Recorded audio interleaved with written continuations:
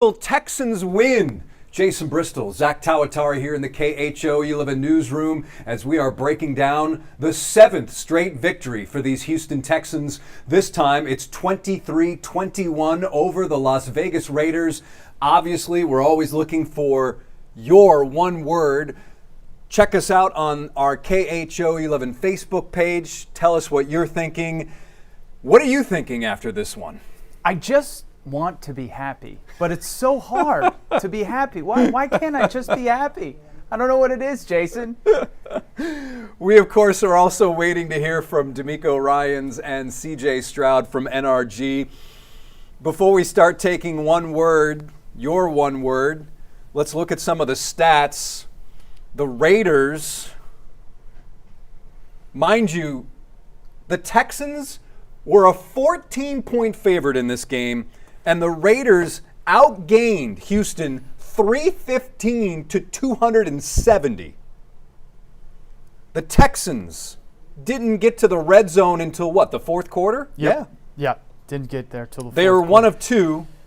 Oakland, Las Vegas, one of one. Close enough. Texans held the ball for 31 minutes, 46 seconds. And the Raiders, 28 minutes, 14 seconds. Penalties, that really was a big difference in this game. Penalties, It was 9 the of difference. 85. Two of them in So, particular. because of that, I've got my word Okay, right I've here. got mine too. I'm Okay. not looking. Do you want to turn them over at the same time? Yes. See what we got? Of course, we're looking for your one word. So 3-2-1 gift. Oh, I wrote fortunate. Christmas theme, you know. Yeah. Holiday. This was holiday a gift, huh? theme. Yeah, it was a gift because as much as those two penalties were Questionable? questionable. Yeah, that's a kind way to put it. But timely, I was going to say, for the Texans, they really were questionable. And on top of that, you know, neither of those balls was catchable. So it's a gift because those both end up leading to the drives continuing, and the Raiders had them dead in the rights in both instances. It's really amazing to me that, and I put this on X, is that you had Ashton Genty, who's had an up, mostly down rookie season, and he runs for $128 on 24 carries, has another 60 yards receiving against the best defense in the NFL. The Texans came out flat today. Yep. They came out flat in pretty much every area. I think that the Raiders' offense was not doing much in the first half at all. They looked very Texans-ish? They looked very Texans-ish. Very Texans-ish. Only really continuing drives because they'd have kind of a broken third down play that ended up working out for them, much in the same way that the Texans have done for most of the season, did for most of tonight. So it was really two poor offensive performances going up against each other. Once again, we are waiting to hear from DeMeco Ryans and C.J. Stroud. As you can see in the box next to us, there is the scene, the podium, the microphones from NRG Stadium. When you look at this game, Zach, if the Texans' defense doesn't put points on the board, the Texans lose this game. Yeah, it's typical. The Kaimi Fairbairn just, running him out there all the time. It's not that it's not getting points on the board, but it's not effective. No. It's not effective to be kicking field goals the entire game and only being able to score in the fourth quarter. It's just not going to work, as you get into the playoffs.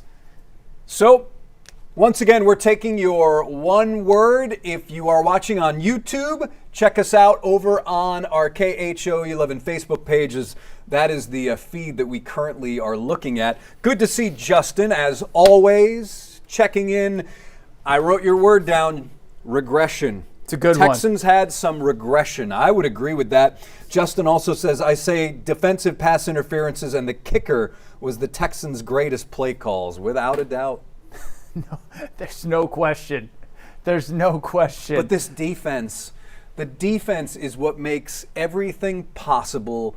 still. And as long as they get these kinds of defensive efforts, they will be in every single ball game and will likely be in a game that will be decided typically by 3 points or less. And come down to the last possession of the game every single time. And I'm sure we will hear DeMeco Ryans talk about finishing. Like, we were able to finish. We made the plays at the end because that's what they did. In some ways, I thought this game mirrored a little bit like the Tennessee game where they did nothing for three quarters and then it mirrored explode in the fourth quarter offensively. Jose's checking in. Good to see you. Steven says, considering you have the Chargers on Saturday. And also looking ahead, we don't know what the injury status now is for Tay Ursery and Trent Brown. Yeah. Both were injured in that fourth quarter. That's a big, big problem. If your two tackles... You can't have Blake Fisher out there playing left tackle. You just can't do it. It's just not going to work. And they're already thin at offensive line. They've been all season. It's been a point of contention in many different weeks, many different games. Many different ways. Many different ways. Any combination you put out there. And just when it seems like they're gelling a little bit over the last 3 weeks or so, you have these two injuries that happened tonight. So you just really have to hope again. To Jose's point that you're going into, or to Steven's point, I'm sorry, that you're going into a game with a good Chargers team who's won 4 games in a row where you're going to face another test this season. Without a doubt. And also, I would imagine, and I don't know what the severity of the injury, Ariante Ursery was a finger. I think typically guys, they just wear those big clubs. Yeah. When there's some sort of injury with their hands. So I would guess that of the two, and again, not knowing anything about the severity of the injuries, Ariante Ursery seems more likely to play than Trent Brown. But I mean, we did see Trent Brown walking around, which I think was a good sign. It'll be interesting here to see if DeMeco has any injury news. Typically they don't have anything this close or this near after the game, but we'll see. Richard says, aloha, hope all is well with you. Yes, we are good. Zach just wishes he could be happy, but that's a Texans problem and not necessarily a Richard problem. You watch this team every week, and it's just like... It's the same. It's the same, whether they win or lose. First and foremost, always win. And right now, here's DeMeco Ryans smiling. Glory, honor, and praise to our Lord and Savior, Jesus Christ. Just continue to bless us, and guys are doing a great job of just finishing games any type of way that we have to finish. Guys are doing an outstanding job of that. So I'm really proud of our team for the way they battled and won this game. It took a lot from everybody. Really proud. Offense started slow there, but we finished the game, in outstanding fashion right there in a 4-minute mode to milk the clock down and get into victory. That's how you want to see games end. So proud of the guys for doing that. DeMeco, how important is it to finish games when things may not be going right? And do you think that in the NFL is sustainable? Everything is about winning. And you win no matter how it looks, and you finish the right way, it doesn't matter. You want to finish with the win. That's what we did today. First, I really got to give credit to the Raiders. Right? This is a really good team, well-coached team.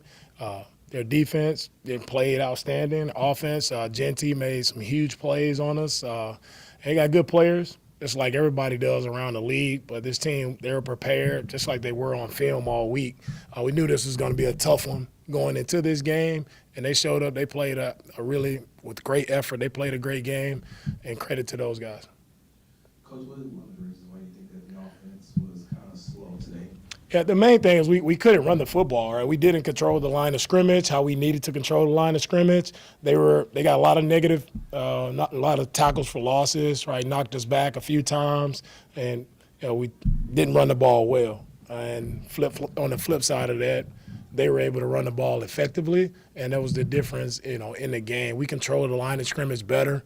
right, we can sustain drives a little bit better to be in better control of the game. Coach, this is the third time in franchise history that Houston has won 7 straight games.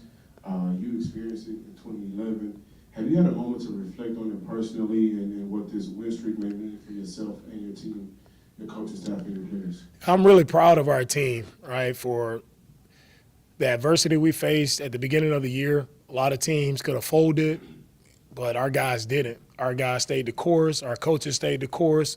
We've adjusted some things, tweaked some things we need to tweak. That's what you have to do, right? When our team has always believed, no matter how it looked at the beginning of the season, they've always believed. And today they went out and just showed if you play the right way, you play with the proper effort, right, you do the things necessary, right, it's just all about getting the win. Really, it doesn't matter how it looks. It's beautiful to get the win. I'm proud of our team for continuing to find ways to win. That's always our goal.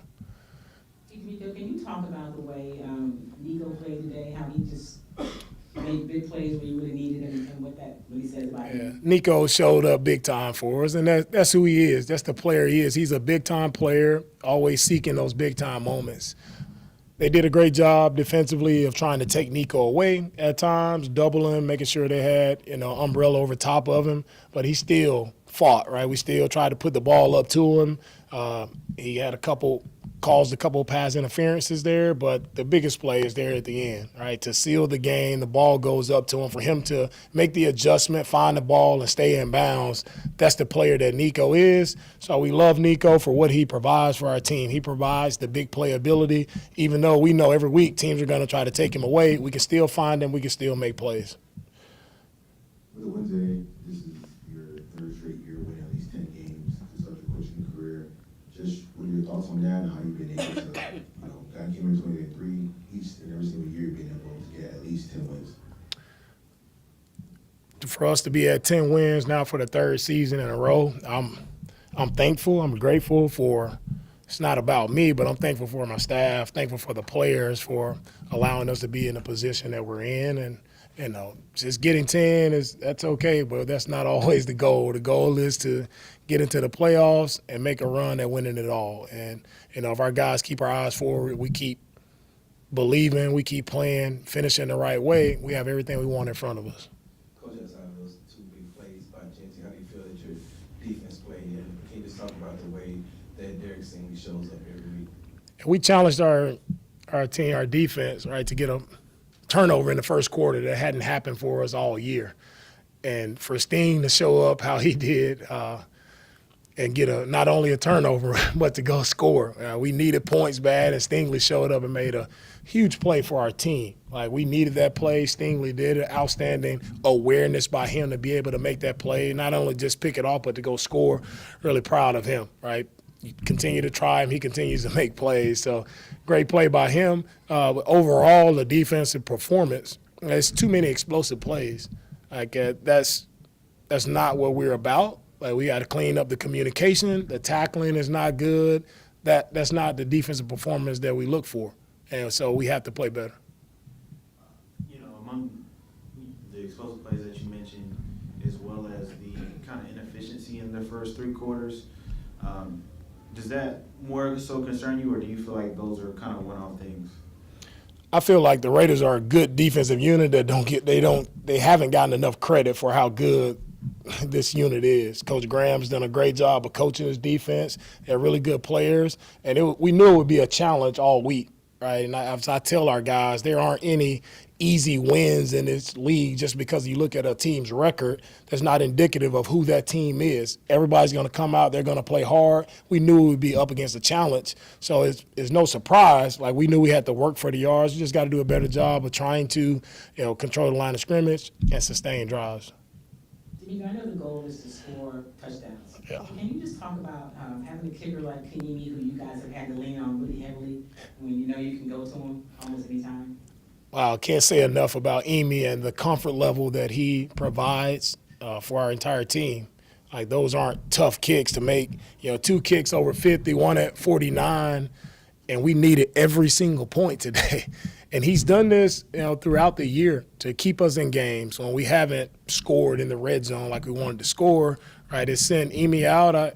don't have a second guess about sending him out because I'm confident in what he's able to do. And it's just a huge honor for Emi today. Just for him being able to eclipse 1,000 points in his career. He's done an outstanding job, and I'm happy he's on our side, being able to get us the points whenever we can. Couple more. Coach, you alluded to the big plays, but however, the Raiders was able to isolate Jennings on your linebacker. I mean, that's just one thing that sometimes that's the way the play is designed. But the tackling and what you had alluded to earlier, but I can just see that one play happen because that's just the way, like you mentioned, those are just good players. Yeah, Genty is a really good player. It showed that today they didn't run the football well throughout the year. Their numbers would say that, but as I showed the guys all week, Genty, he was able to break a lot of tackles. That's what he's done. You think he's down, you think the play is over, and he's still pulling guys for more yards. So credit to the young man for how he runs the football.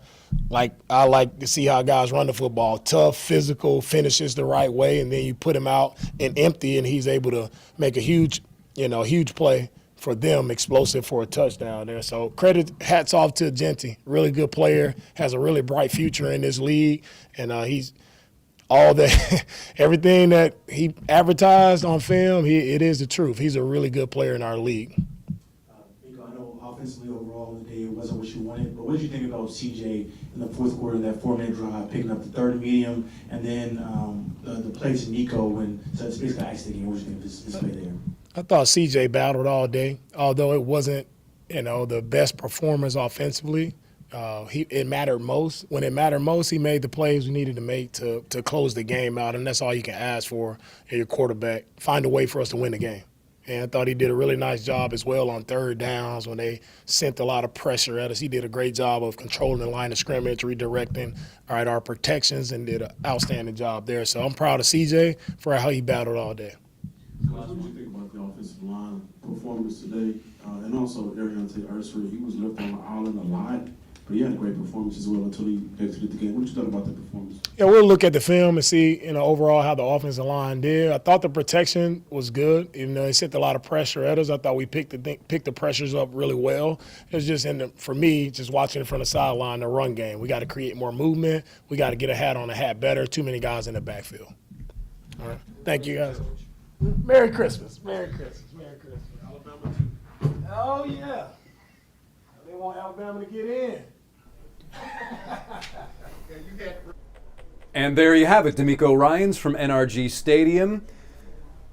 Lots of takeaways. The biggest ones for me, DeMeco, of course, mentioned finishing, which we kind of knew, and really said that the difference in this game is that the Texans offensively just could not run the football. And for me, the biggest takeaway is what he's been saying these last couple weeks. He kind of hinted at it in the postgame today. He talked about it when he was asked during the broadcast about this offense. The offense just is not doing enough. They're not scoring enough points. It's not explosive enough. It's just not performing to a high enough standard for helping their defense with this team. I mean, they're just not playing their part. That's really what it comes down to at the end of the day. But of course, that's the way it's been arguably most, if not all, of the season, with a few games here and there. Yeah, it has been that way the entire season, and it makes you wonder, are they going to be able to figure out enough as they get into the playoffs? Because I think this offense is where it's going to be. That's just my just my belief. Yeah. They've gotten a little bit better. Yeah. But overall, this is who they've been all season. So are you confident as a Texans fan that this is the offense you're going into the playoffs with? Is it good enough? That's just my question to the fans. And now we're getting a lot of words here coming in. Bonnie, hello, thank you. Nerve-wracking. Steven says disgusting. And this is kind of what you were talking about. Last week everyone was saying Super Bowl. Yeah. But they can. Jason says they played too conservative. I don't know. I don't know if it's conservative or they just can't execute. Yeah. I mean, that's a big thing. I agree. I don't know what the plays look like because they don't develop. Nope. So it's hard to say that it's conservative. They probably are, but at the same time, we're not really seeing those plays develop. So it's kind of hard to know with busted plays whether they are conservative or whether they are taking chances. But certainly not throwing the ball down the field, which is, I'm guessing, what we're talking about in this instance. Sure, and again, not having a running game, that really hurts this team in so many different ways, including when it comes to passing the football. Justin also adds, Texans are probably, I guess the honeymoon is already over for Jawar Jordan. I thought he had a long of 12, 3.5 yards a carry. He had a couple important runs. Yeah, it wasn't a couple runs that sustained drives. Yeah, you could say. Listen, the Texans have run worse out there in the past. Oh yes. Texans are probably cemented into that wild card spot. Jags are playing too well. Thank you, Justin. You are helping me with that segue. This was not a particularly good Sunday for the Texans on a number of fronts. One, yes, they won, but when you look at, and I know DeMeco, every win is huge in this league and this and that, but I don't know if this win provides a lot of confidence when it comes to the overall feeling about how this offense operates. And number two, how about Jacksonville going into Denver and winning by 2 scores, 34-20? That's a convincing win. Yeah. That's a convincing win right there. And Trevor Lawrence was 23 of 36, 3 touchdowns, no picks, and he was sacked 5 times, but did not turn the ball over. That's big.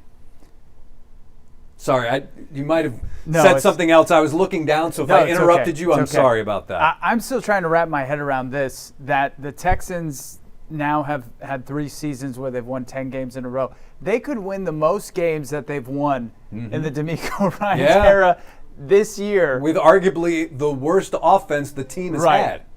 That's how good the defense is. It speaks so much. That's how good this defense is. Ken says, guess that trap game is a real thing. Oh, yeah.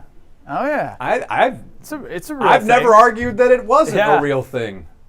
Now, DeMeco had a lot of nice things to say about the Raiders. I do think the Raiders played up today. Yeah. Compared to how they've played this season. They certainly played up. But, my goodness, how many times did they let the Texans back in the game? They could have honestly shut the door at any point there in the fourth quarter on multiple occasions, but the penalties, the 2 in particular on that last drive, just killed the Raiders' chances. Without a doubt. DeMeco saying that, yes, we finished the game. Also mentioned, give credit to the Raiders. It was a great effort by Las Vegas. I think both of us would agree with that. Couldn't run the football. That was the biggest issue. He also mentioned that 10 wins, that's certainly a big thing, and he likes to give credit to the coaching staff. Kaimi, we needed points. Also, this was something, too many explosive plays allowed by the defense, and that actually has kind of become a bit of a thing. Is this new? It's not new. That was a bit of a problem. Not a bit. That was a problem last year. So 3 years it's been a problem. So this defense is really good, but borderline great. But it does give up explosive plays. And I don't know if it's a discipline thing or the eye discipline thing. I don't know. I don't know which one of those it is, because it seems like they're especially prone to giving up explosive plays in the running game. And I know that, we were talking about this earlier before we came on air. Sometimes that's a tackling thing. Exactly. And that's what I wonder. This defense, they're so fast and they're so talented that I wonder if maybe they kind of, I'm not saying take their foot off the gas at the end of the game, but maybe they lose sight of that fundamental thing on several plays, and then they break out to be explosives. Sometimes I think it's also about getting the huge hit. Yeah, that too. It's about It's about we see some movement now over at NRG Stadium, which possibly means that C.J. Stroud is walking into the room to head to the podium here. Let's see. We can all watch together. Justin says, I assume they rested Woody Marks to save his legs and see what Jordan has. Partially. Woody has been banged up a lot, and I think that this was the smart move to rest him for a really important game against the Chargers. So I think it was more about that than we got to see what Jawar Jordan has. The Texans are in massive trouble if they're not going to be able to have Woody Marks. So they really, I don't think, had a choice but to rest a guy who was, like Jason said, banged up pretty much for the last, I want to say, 3 or 4 weeks probably. I mean, honestly, especially the last 2, it seemed like he's been banged up. Yeah. But they're in big trouble if they don't have Woody Marks going into the playoffs. So I agree. think they needed to do that, even if it meant not having their best offense out there on the field today. Justin says at times they don't have an answer for a team with a good running back. Sometimes it's a good tight end. Yeah. Nick, in the run up the middle is how Kaylee loses the game. Be careful telegraphing the opponent. I will give them credit on this, though. When Blake Fisher comes in, the jumbo package, what is it normally? Run. It's normally a run. Right. And inside the red zone on the touchdown to Dalton Schultz, I believe that was out of the jumbo package, and it was a throw. So give Nick Kaylee some credit there. Justin says at times the defense is looking for those highlight hits instead of just wrapping the player up, and I agree with that without a doubt. It's got to be that on those explosive plays at the end of the game. It's got to be. And running the football, this game, Las Vegas running the football, maybe we're not factoring in the impact of Mario Edwards and Tim Settle being out. Maybe that has a little bit something to do with it as well. But Ashton Genty averaging 5.3 yards a carry. In fact, every running back, and Genty had most of the carries, but Las Vegas averaged 5.4, call it 5.5 yards a touch. And in the NFL, if you get that kind of production, it's usually going to be a good day for your offense. I like his patience as a running back. You Genty? can see him kind of waiting for the whole. And that was one of the great things about him coming out of college. Everyone raved about his vision. Yeah. And it's been pretty shocking that he's been pedestrian thus far as a rookie. But listen, he looked like an all-pro or a Pro Bowler against the best defense in the NFL. So once again, as you can see, we're waiting for C.J. Stroud. Some of the other stats: third down efficiency. Not much to complain about here. The Texans were 7 of 15. Now on a defensive side, Raiders were 6 of 14. Now here's C.J. Stroud. Let's listen in. What is cool? Yeah, it's on you. CJ, I know it isn't the way that you all wanted to win this game today, but how good does it feel just to get that, to keep that winning streak going and get this win today? Yeah, it was ugly, but the way you want to win in December is winning. Whatever it looks like, however it looks. So, I'm proud of the guys for finishing strong. We started off, kind of bad in the first quarter, and then from there kind of rolled. But it starts for me. I just missing some throws here and there, but I think we can get all these things could be fixed. And just got to just keep rolling and continue to get better. You guys have been clutch often late in games on the back half of your schedule. How does it feel when you know that you can come back on teams if necessary, if things like this happen? Like, how is that confidence, having that confidence? Yeah, it's part of the game. It's like things are not going to go clean all the time, especially in the NFL. This team has played a lot of playoff teams to the last whistle, to the last play. So we knew that coming in and that they were going to be a good challenge. Like, it was a real good defense, but at the end of the day, like, we look at ourselves, the things that we were doing were on us. But, you got to flush those things, and, the next play got to be the best play. And I feel like as the game went on, like after the first quarter, I felt like we moved the ball really well. But, yeah, we got to finish in the red zone, finish on third down and, get better on, first and second down on, what we're calling and what we're running, how we're executing. And I think we'll get all these things fixed. What do you think went into some of those missed throws that you had today? Maybe just rush my timing, and I'm a confident person. I think I can put it anywhere. So some of them I just should progress. Shouldn't have just forced the ball. But yeah, any throw that I make, I think I can make the throw. I just missed a couple, and that's part of the game. Can you take me through the final drive? You all had key runs by Gerard, and then you hit the throw on Nico on the money. He made a phenomenal catch too. Can you take me through those plays and maybe what you were thinking or some of those plays and how y'all made them? Yeah, I just try to go 1-0. They were giving us some zero looks and some pressure looks, so trying to get the mic point right and then go from there. And I thought Nico ran a great route. I thought we handled the zero program pretty decent. But yeah, I think when it's the end of the game, I know where I want to go, and I thought they even try to double him a little bit, like try to run and help, but I felt like he had a good chance to win and made a heck of a catch and to try to give him a chance. So. Last one back there, if y'all are good. CJ, back here. Obviously, we know, the end goal is to make it to the Super Bowl, get that ship. But 10 straight seasons, 10 straight, 10 wins in a row for 3 straight seasons. What does that say about the foundation of this team as you continue to make this playoff push?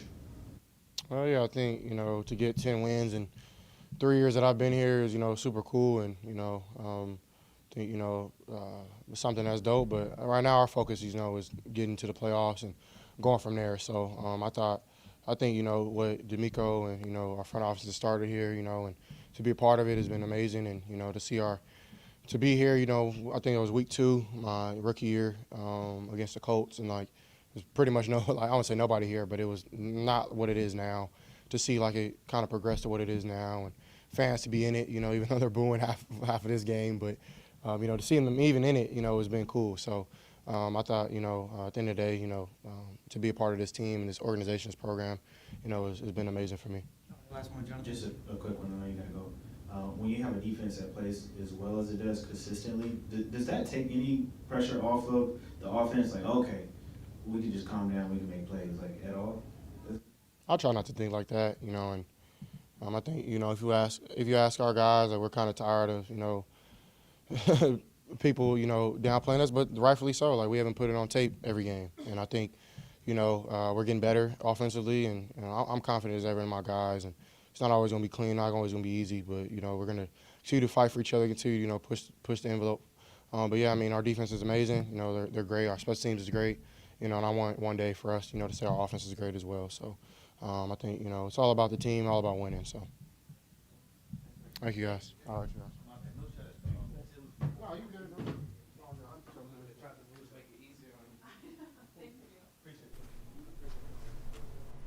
And there was C.J. Stroud. I think the first question or the first answer and the last answer were 2 of the most telling. It was interesting that C.J. talked about how the offense is kind of tired of hearing so much about the defense and how let me rephrase that.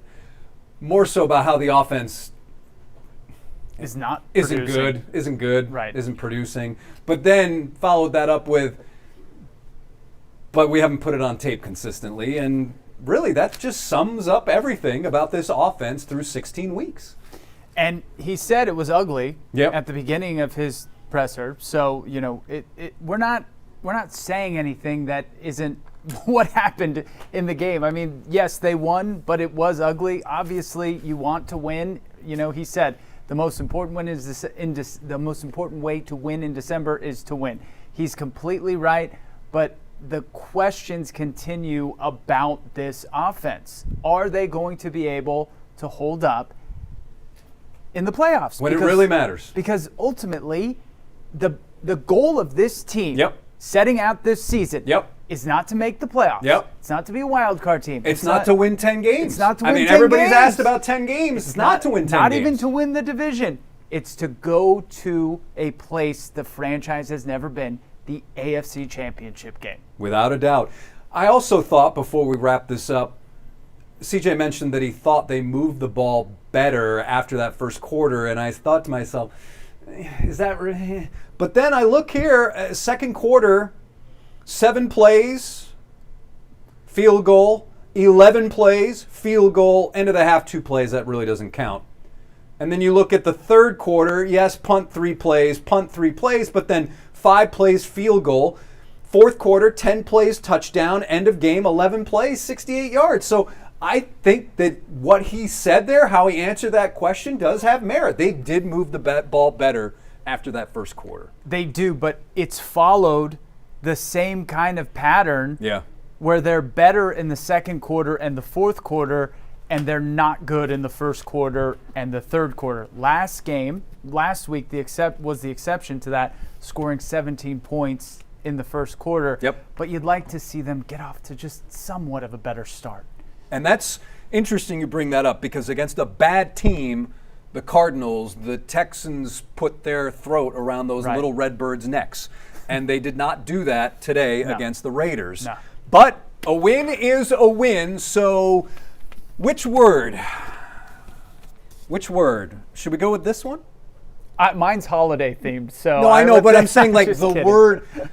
Okay, listen. Zach wants his word, everybody. So I like regression. I like regression. All right. I like regression from Justin. All right, Justin. Giving you a shout out, Justin. Look at you. Look at you. All right, everybody. There it is. Christian says bench C.J. Stroud. No, you don't want to do that. Can't do that. You don't want to do that. You don't want to do that. You don't want to do that. He has the quarterback with the highest upside. You don't want to do that. On that note, everybody, thanks for watching. For Zach, I'm Jason. Once again, your final 23-21 as the Texans improve to 10-5, 6-2 at home, and this team is now on its way to a playoff spot. On its way. And give this group a lot of credit, because when you're 0-3, typically in the NFL, you're dead. That's right. And this team has found a way. So again, give the Texans plenty of credit there, but as we all know, there's plenty of room for improvement. So once again, your final 23-21. Thanks for watching us. Zach, Jason, till next time, have a great week, everybody.